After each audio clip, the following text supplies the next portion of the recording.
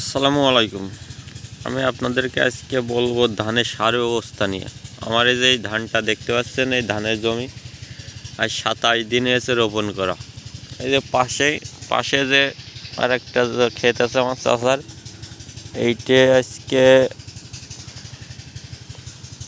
20 দিন এসে, মানে 20 দিন রোপণ করেছে। আর আমারটা 27 দিন, আমারটা 15 দিন একবার সার দেওয়া হয়েছে, ঢ্যাপ, ইউরিয়া, থিওভিট আর দানাদার। আর পাকে দেওয়া ছিল, এসওপি দেওয়া ছিল, আর হচ্ছে ঢ্যাপ দেওয়া ছিল, ফসফেট দেওয়া ছিল, পটাশ দেওয়া ছিল। আমি আবার আগামীকালকে হচ্ছে ফসফেট, ইউরিয়া আর মাজরা মারা ওষুধ দেবো, আর গ্রোজিন দেবো, যেহেতু গ্রোজিন পাকে দেওয়া নেই। তা এখন আমি দেখাবো আমার ধানে কয়টা করে গুছি করেছে। 2টো করে লাগানো ছিল।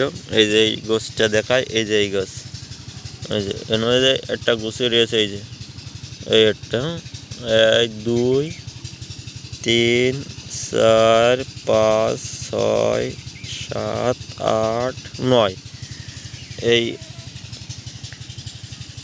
27 দিনই 9টা হয়েছে।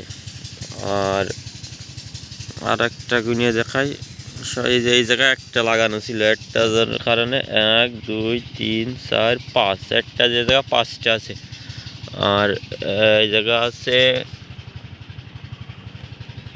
2 3 4 5 6 7 8 9, 2টো গাছ লাগানো যে জায়গায়, সে জায়গা 9টা করে, আর একটা জায়গায় 4 দিয়ে 5টা হয়েছে। কালকে মাজরা মারা ওষুধ দিয়ে, গ্রোজিন দিয়ে আর ফসফেট দিয়ে আর ইউরিয়া দিয়ে দেবো। কালকে বয়স হবে 28 দিন, আজকে 27 দিন বয়স হয়েছে।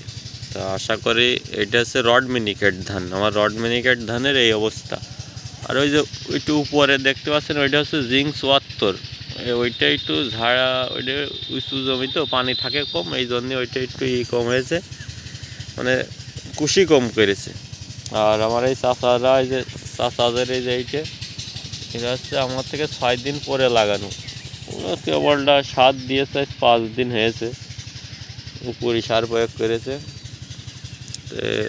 সবাই দোয়া করবেন আমার এই ক্ষেতটা যেন ভালো হয়।